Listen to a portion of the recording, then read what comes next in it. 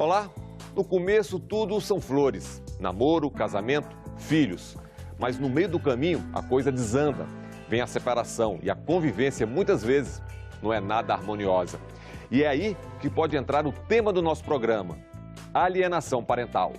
O abusador, ele não deixa marca, ele não deixa vestígio. Nosso Estado é omisso e o sangue dos inocentes de todo o país clama nessa hora pela revogação da lei da alienação parental.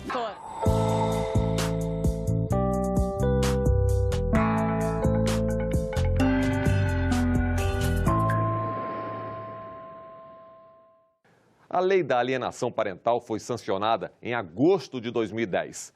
Passados 9 anos, o Congresso voltou a ser chamado, só que dessa vez para derrubar a lei em vigor.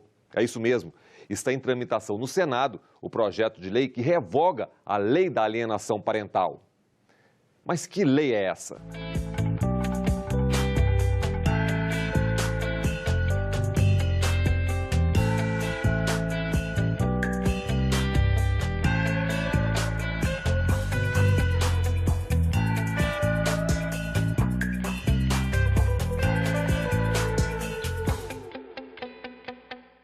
Esclarecido o que é a lei, vamos voltar um pouquinho no tempo.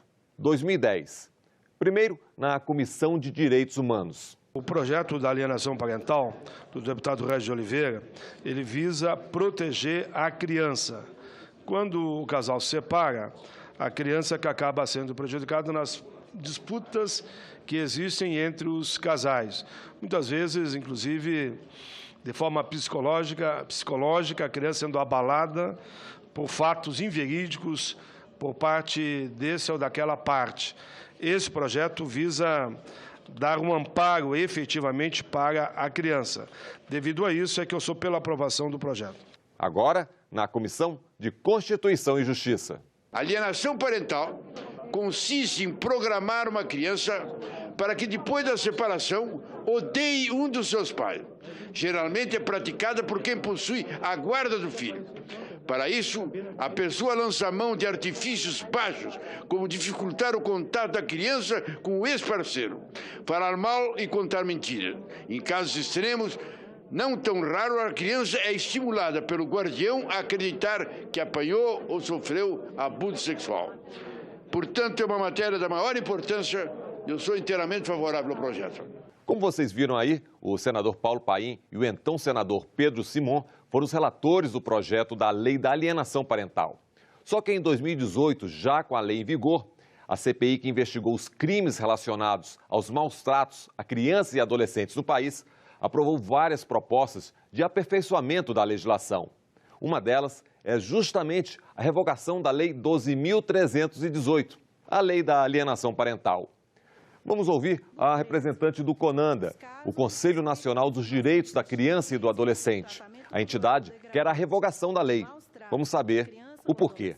Em relação à Lei 12.318, que dispõe sobre alienação parental, o CONANDA manifesta preocupação diante do fato de que o conceito, alienação parental, não está fundamentado em estudos científicos, bem como não há registro de outros países que mantenham legislação semelhante sobre o assunto. Este colegiado identifica que, em alguns aspectos, essa lei não é oportuna e sequer adequada, pois há dispositivos que ensejam violações graves aos direitos de crianças e adolescentes. E nesse inciso 6º do artigo 2º, apresentar falsa denúncia contra genitor, contra familiares deste ou contra avós, para obstar ou dificultar a convivência deles com crianças ou adolescentes é considerado um ato de alienação parental.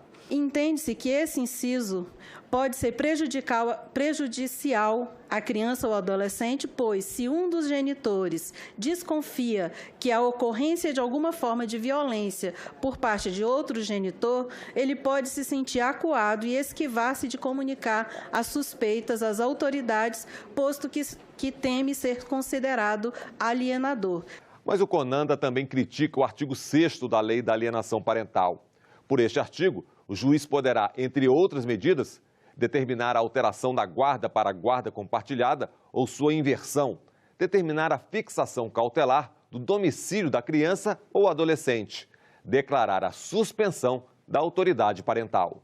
Enquanto as previsões dos incisos 5, 6 e 7 revelam uma intervenção desproporcional nas famílias e podem, inclusive, gerar distorções e agravar violações, à medida em que a mudança de guarda, a fixação de domicílio e a suspensão da autoridade parental podem resultar na convivência de criança e adolescente com um suposto abusador, em detrimento do convívio com o suposto alienador. A Lei 12.318, equivocadamente, prioriza a judicialização da vida em detrimento da promoção de outras formas de pacificação de conflitos para o desenvolvimento de laços sociais. A violência contra crianças e adolescentes é um tema recorrente quando o assunto em questão é alienação parental.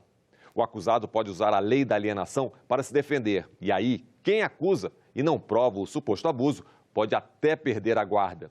Veja os argumentos de quem vê na lei um instrumento para proteger o agressor. Essa área, ela carece muito de ciência, né? Porque a alienação parental não é um conceito científico, é só um termo, e não é uma teoria, é só uma tese de uma pessoa. Há um sofisma de que, se não prova o abuso sexual, e o abuso sexual acima de 90% não é possível provar, até porque as provas que são demandadas pela justiça são presença de sêmen e rompimento de ímen. Meninos não têm ímen, então os meninos já entram com 50% a menos de possibilidade de provar.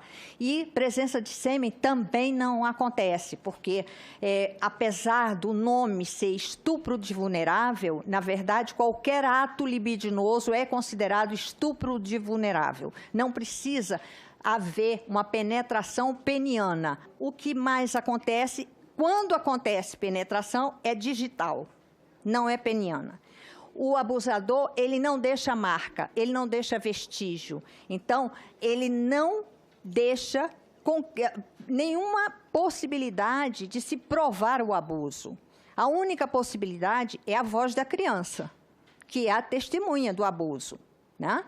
E, apesar disso, o que está acontecendo? A criança é desacreditada, a criança é chamada de mentirosa. A criança, hoje, na justiça, ela, né, quando ela relata com muita precisão um ato libidinoso, ela é tida como ela está com implantação de falsas memórias. Isto é outra afirmação absolutamente lunática, porque uma criança vai até os 11 anos de idade, com o pensamento dela, o desenvolvimento cognitivo dela, o raciocínio é concreto. Então, a criança só consegue memorizar o que ela experimenta, passa pela percepção dela, ou seja, ela tem que ver, tem que pegar, tem que sentir o cheiro, tem que sentir o gosto, tem que ouvir. Ela tem os 5 sentidos para dar a ela um determinado dado. Isso é consagrado. Não há como uma criança decorar um texto que tenha um conteúdo cognitivo alheio à experiência dela. Uma criança de 5 anos não pode afirmar, por exemplo, que o leitinho do piu-piu do papai tem um gosto estragado. Ela não sabe nem que sai leitinho do piu-piu do papai.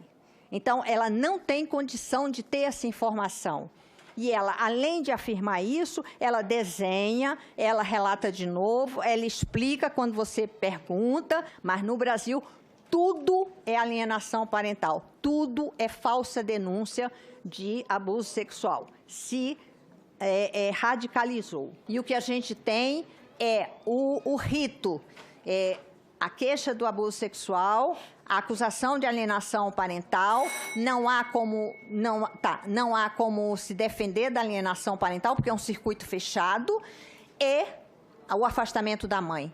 A privação materna é danosa. Nós estamos criando uma geração de pessoas que vão ser inválidas socialmente. E agora, o depoimento do avô pela revogação da lei. Veja bem, eu sou um advogado, eu sou pai e eu sou avô E eu estou falando aquilo que eu senti na pele, porque eu tive que defender a minha neta, que foi vítima de abuso sexual. E para defendê-la, eu demorei todos esses anos, porque até agora o processo não encerrou. Apesar de que, em 26 de julho de 2017, eu consegui do Tribunal de Justiça de São Paulo um acórdão que me garantiu que eu permaneça com a minha neta e que ela não é obrigada a ver o pai, a se encontrar com o pai, e eu não sou obrigado a pagar multa nenhuma. A hora que surge em relação a essa lei é que essa lei ela foi feita especificamente para defender os pedófilos. Essa lei ela foi feita especificamente para blindar a pedofilia intrafamiliar.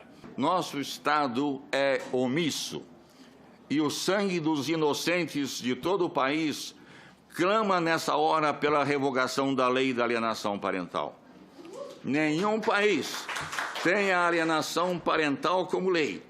Nosso país não pode ser exceção. A gente tem que esgotar e nós vamos esgotar e vamos segurar esse boi pelo chifre, tá? Nós estamos levando isso com muita responsabilidade, não só eu como relatora, vejo aqui pelos meus pares que a comissão também entende a importância, né, de tomarmos uma posição com relação a essa lei. O foco aqui nessa discussão, e isso é unânime entre nós, é a criança. Agora eu vou dizer... É o que mais sofre nessa história. Aqui ninguém, aqui dentro, ninguém defende pedófilo, tenho certeza absoluta. Ninguém defende. Ninguém, nem vagabundo. Eu sei que todos vocês que estão aqui querem o melhor para nossas crianças. Todos vocês querem o melhor. E haveremos de nos somar de que a lei seja debatida exaustivamente e que o resultado final seja a vitória das nossas crianças. E vamos ficando por aqui. Espero que o programa tenha sido esclarecedor. E até o nosso próximo Em Discussão.